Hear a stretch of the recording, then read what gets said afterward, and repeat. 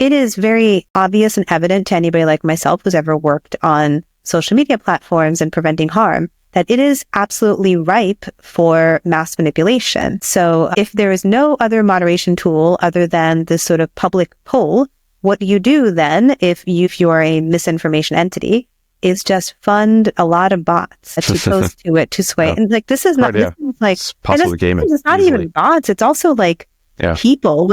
I'll give you a funny example. K-pop, as you know, is huge, and people have very strong feelings about K-pop. Very often things would pop up that looked like manipulation, that looked like bots.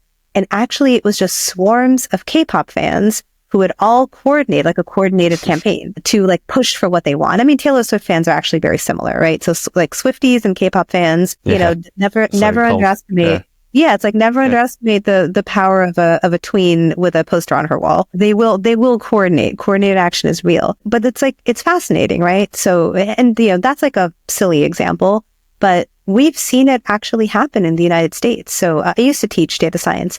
One of the students I had did a project on identifying bot manipulation in public opinion. So in the United States, when there is something that's going to be discussed, let's say, in this case, it was actually the net neutrality bill. So this was obviously some years ago. They open for public commentary and anybody can write and then they can say like, I'm for it, I'm against it, whatever it is, right? And to an extent, it helps motivate how politicians are thinking about it.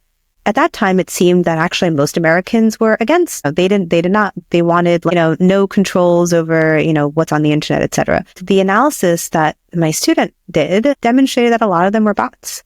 So people were making bots to make it look like a lot of people had a particular perspective on net neutrality. That wasn't necessarily true.